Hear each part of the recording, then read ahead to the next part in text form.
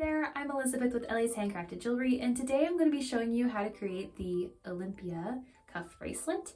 And in this tutorial, you're going to learn how to do the figure 8 weave, how to create neat swirls, as well as learn some cold forging or hammering techniques that you can use in just about any project.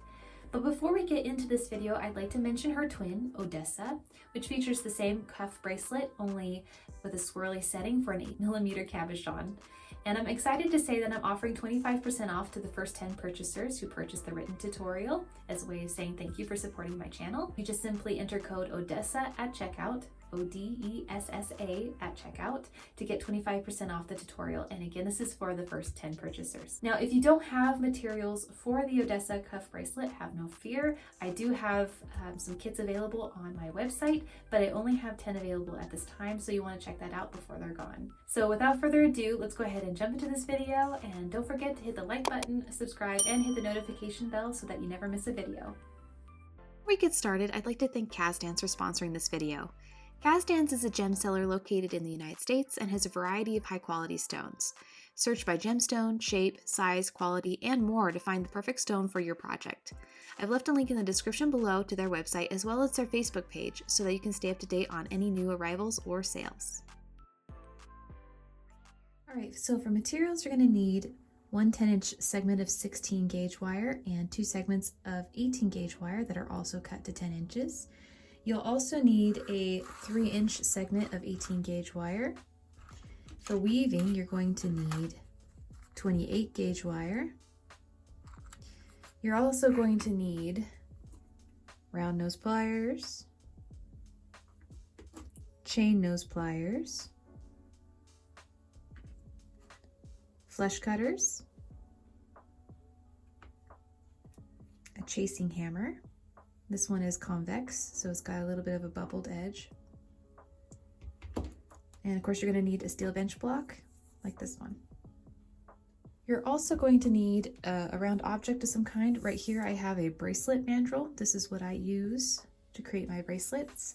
This is round. You can also get some that are oval. If you don't have one, you can easily use a jar or a tape or some extra spools that you have on hand. You're also going to need a ruler, and you're also going to need a Sharpie. Now to get started, you're going to need to hammer your 16 gauge wire flat. So I'm going to take my chasing hammer and place it on my steel block here, and I'm going to hammer it flat. Now I'm going to go ahead and mute the audio so that I don't make you all deaf, but I'm just going to hammer the entire piece of wire.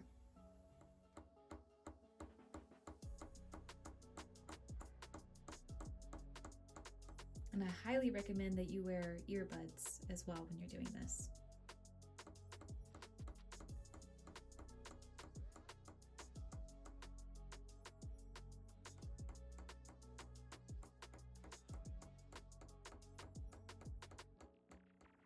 You'll also see as I'm hammering the wire that I'm actually dropping it and then dragging the hammer. And by doing this, this helps to spread out the wire. You'll also maybe see me going back and forth, so working on one side and then the other. This helps to keep the wire more straight, so I don't have to do as much work trying to bend it back into shape after I'm finished.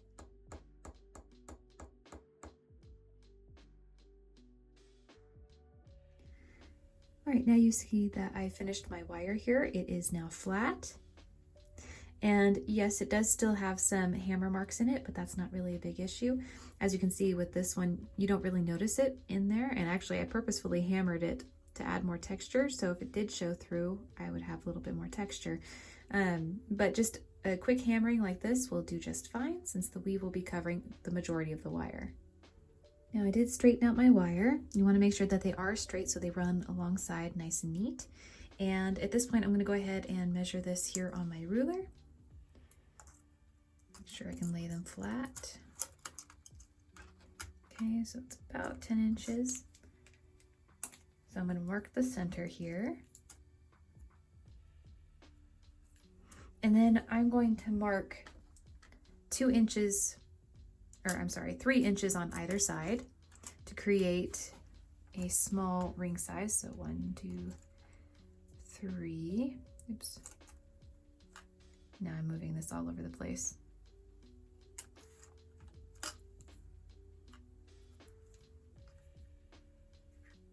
And then I'm going to go 3 on this side. So 1, 2, 3, so 8 inches. And this is going to be the amount that we're going to weave to create the cuff. Now I've loaded up my wire in my spring clamp here. If you are looking for one, you can get one at the hardware store, or you can look down in the description below. I left some links to find some clamps. Makes it easier on your hands. And I have 28 gauge wire here. I'm just going to pull it out a little bit off my bobbin. And I'm going to go ahead and feed that through here. And I'm going to wrap it around this bottom 18 gauge wire 3 times to start the weave. So 1, 2, 3. And we're going to do a figure 8 weave to create the weave for the cuff. I have to give myself a little bit more wire. And the way we do that, so I've gone over, so we're going to go underneath the middle wire here, the flattened wire. And then I'm going to go up, oops, up, and then over the opposite wire. We're going to do that 2 times. I'm going to zoom this in. And then I'm going to bring this up in between. And now it's going to go over top the 16 gauge wire, back down and under, and wrapping around that 2 times.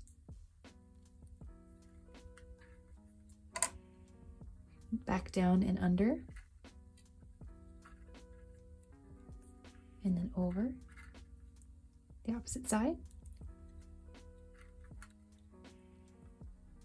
And then back up and over, just like so, to do our figure 8 weave.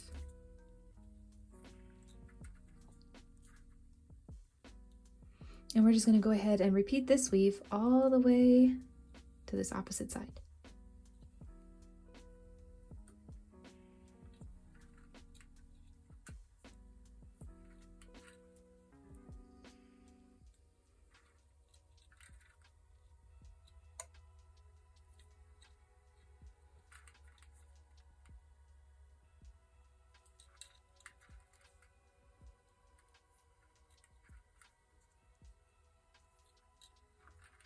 I also wanted to mention these little silicone fingertips. So I tend to get blisters right here on my finger when I'm weaving, just because of the way that I weave.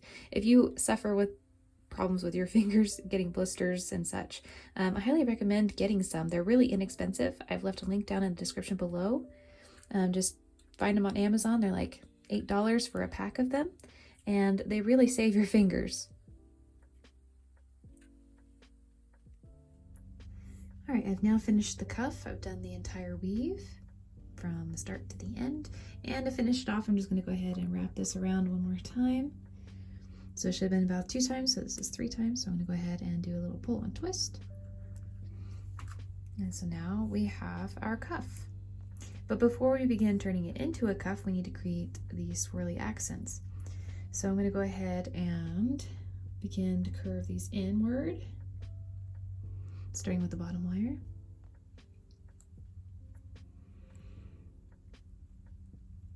Something like that. Do the same with the opposite one. And this one's going to actually kind of go over top.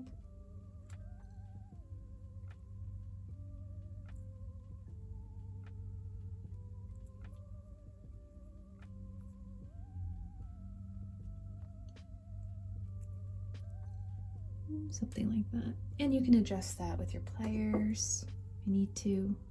Just kind of make them a little more uniform.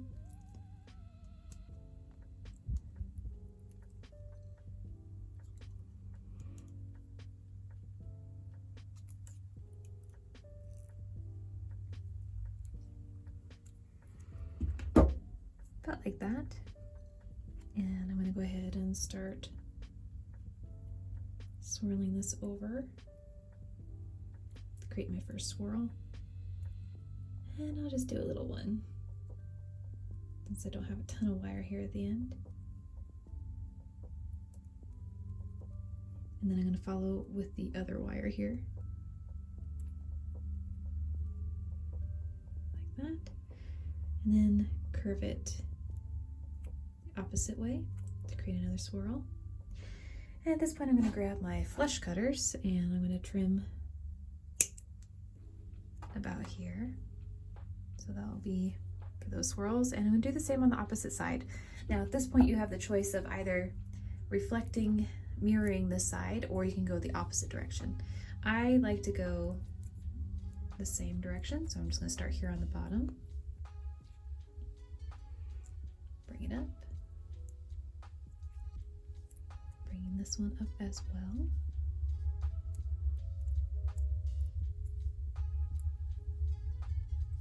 Trying to make sure that they're about even. And curving it over to create a swirl. You can even use, I'm just doing it by eye, but you can use your ruler too if you want to be more exact.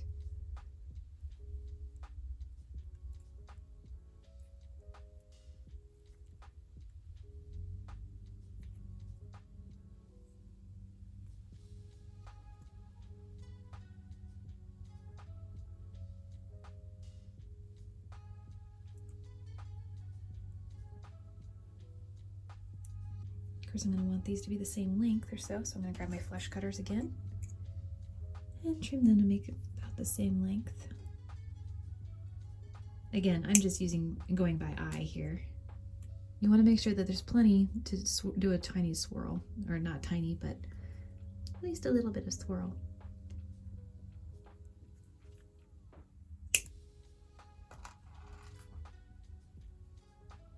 Like that. And now we're going to move on to the next step. All right, so now I'm going to flatten the ends of these. So I'm going to grab my pliers, my chasing hammer, and I'm going to go ahead and pull that out just a little bit. Normally I have this over the side of my table so that I have a little bit more room, but this will have to do. And I'm just going to do some gentle pats to create kind of a paddled end.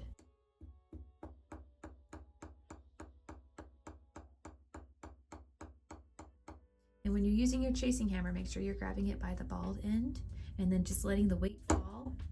Let it just fall on your piece. So it's doing most of the work for you. Now I'm going to do the same on this end.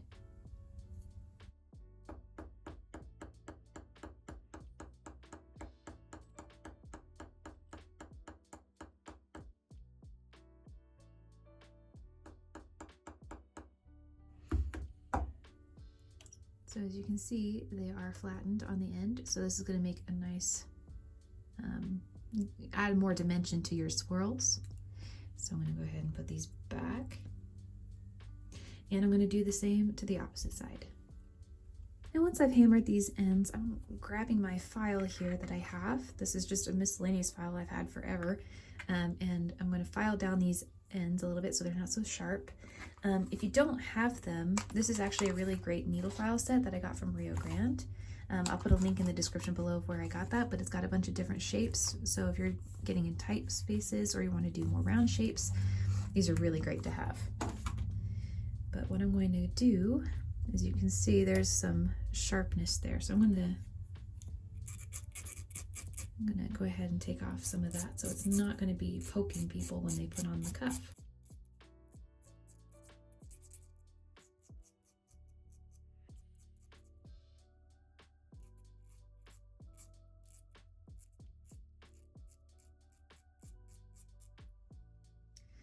Now once I cut everything back into place, after filing my ends, I'm going to grab my round nose pliers and I'm going to go ahead and start creating swirls at the end of all these wires. And it's going to be a little bit harder to do because these are hammered. So I'll show you a little trick that I do if it's kind of wonky.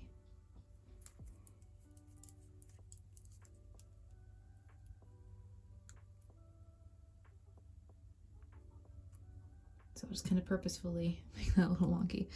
So it's not quite as nice as I'd like it, so I grab my flat nose pliers. You can use chain nose pliers as well, but I just use my flat nose pliers to kind of pull it in the direction or push it in the direction that I want. So if it's looking a little less round in certain places, actually using these help a lot. And actually that doesn't look too bad. So I'm going to move on to the next one.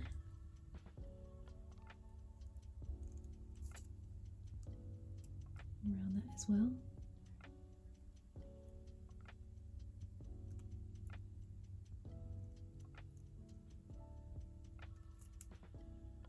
And you can see that I'm applying pressure from my left hand as well as using my pliers. You actually want to use your left hand or your right hand if you're left-handed to add pressure, so that way you're not putting so much pressure on your wrist when you're using your pliers.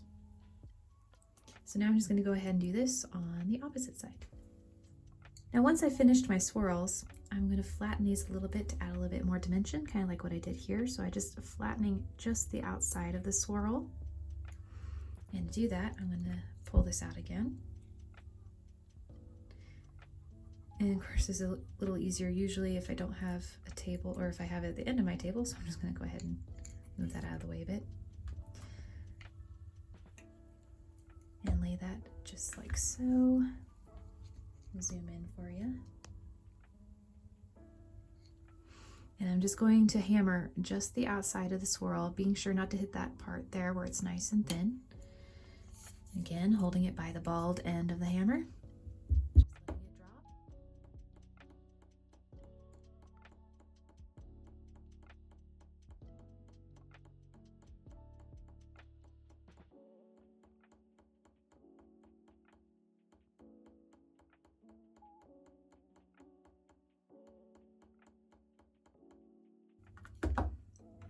Now we got a nice dimension on the swirl. And I'm just going to repeat that on the remaining swirls.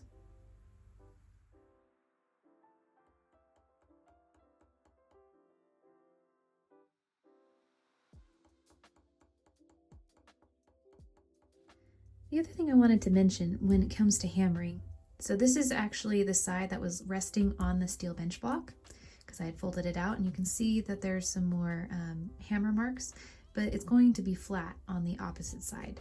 And that's usually ideal. If you like a little bit of texture, you can do the opposite side, but this is generally how it's done. And this is called cold forging for those who want to look more into it. And it just adds a lot of dimension to your pieces. Now, once we got the swirls all finished, it's time to secure them to the cuff. So we're going to weave them to the cuff, and the way you do this, if you have thin enough gauge wire, sometimes I have 30 gauge wire if I don't want to use my little awl here, which is what I'm going to use to pierce the weave. And I'm going to feed some 28 gauge wire through, so that way I can attach it to the cuff. Now, the way to do this is I'm going to lay this here on my table, figure out where I want the wire to go, and create a little hole. So very gently opening up the weave a little bit using an awl. And I'll leave a description, or leave a link in the description below so you can find an awl for yourself. They're not terribly expensive. And I'm going to pierce it on this side as well.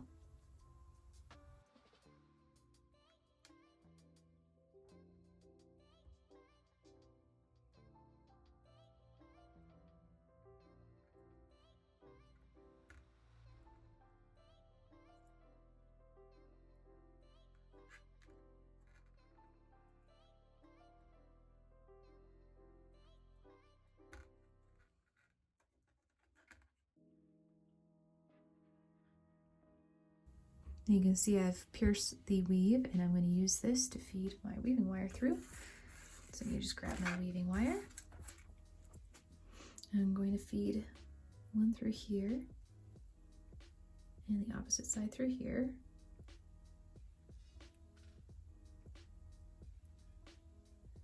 I'm just going to pull them both through so that way it holds the swirl to the cuff. Like so, and then I'm going to feed them back through the other hole.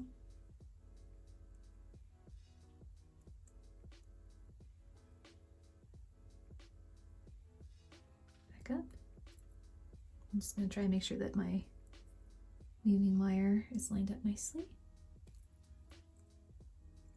And also making sure that it's tight enough to hold the other swirl. And then I'm going to bring them up over both of the swirls. And I'm going to secure them to this top swirl here. So do it once on that side.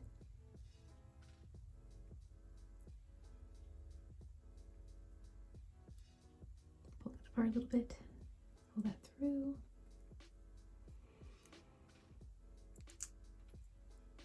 Of course, they're a little bit crossed now. There we go. And then I'm going to wrap them a couple more times on either side just to secure it, and then cut off the excess.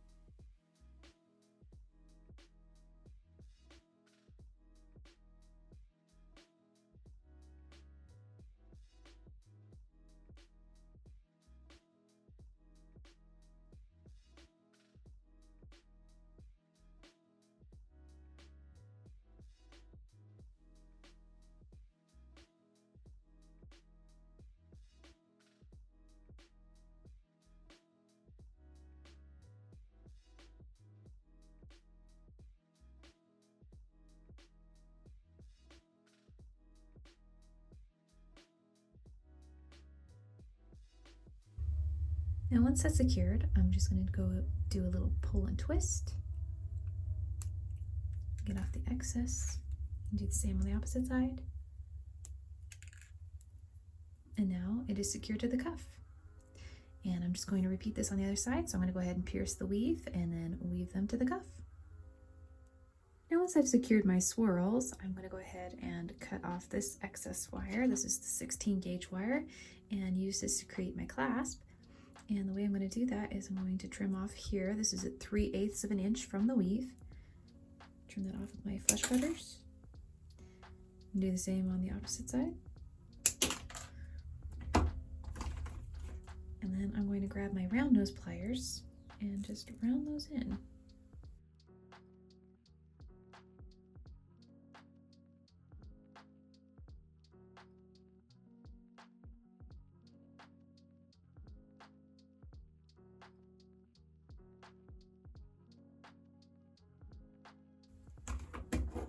I'm going to flatten them just a little bit with my flat nose pliers, or you can use your chain nose pliers. Of course, it's going to be flattened a little bit when we go around the mandrel, but this is what it looks like. Now it's time to make the clasp. Now to make the clasp, I'm going to take this 3-inch segment of 18 gauge wire and I'm going to hammer the end flat.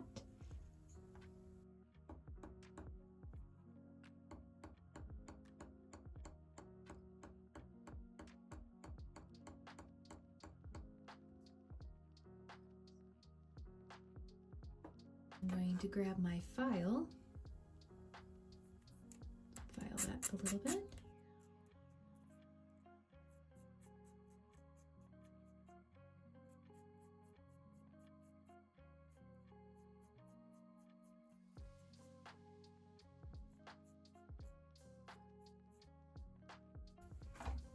And I'm going to grab my chain nose pliers. You can do this with your round nose pliers if you want to try and limit the mark on the wire. And I'm just going to bend up the tip a little bit. From there, I'm going to grab my Sharpie. You can use a dowel or a pencil or whatever you have on hand. And bend this over to create the hook. Now this is going to be a little bit of a big hook. So I'm going to pinch that a little bit. Normally I prefer to use my bail making pliers or my mandrels.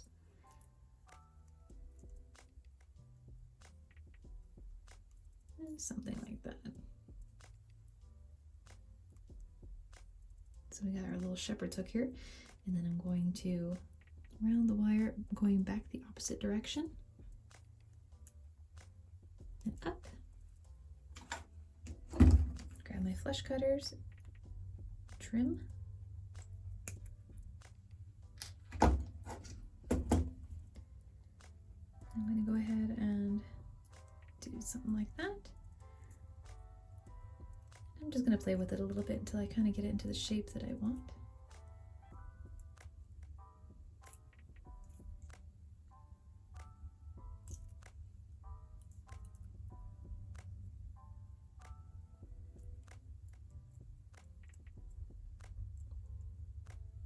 Not too bad.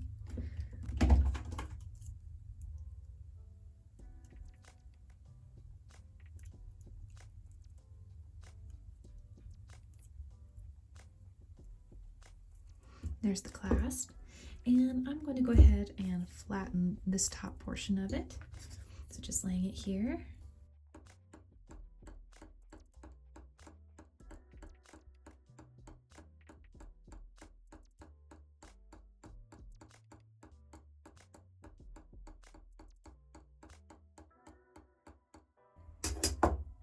Hardens the wire and adds a little bit of texture. If you want to, if you have a rubber mallet, or this one is nylon and this one's rubber, you can harden it even more if you don't want your clasp coming out of shape.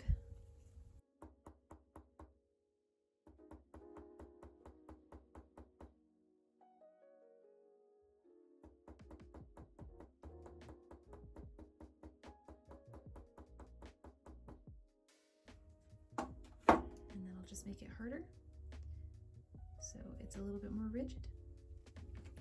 All right, from there I'm grabbing my chain nose pliers. I'm going to open up this little loop here at the bottom of my clasp, just moving it sideways.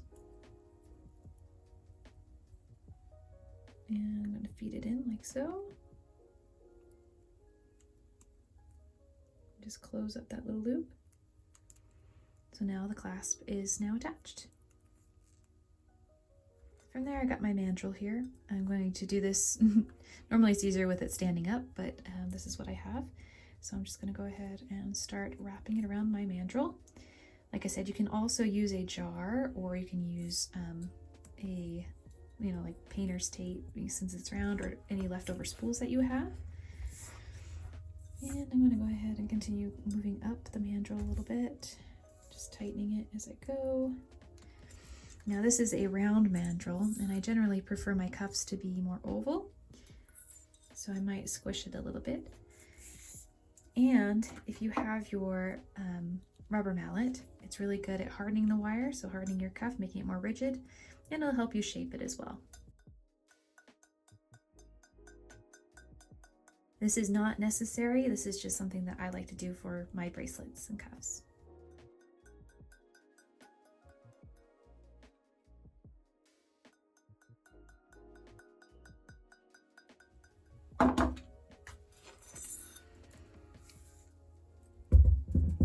And here is our cuff. And like I said, if you want it to be a little more oval, you would just curl these in a little bit and pinch it in. You can also buy mandrels that are already in the form of an oval, but this is about as far as we're going to get. So let's try our clasp. And there we go.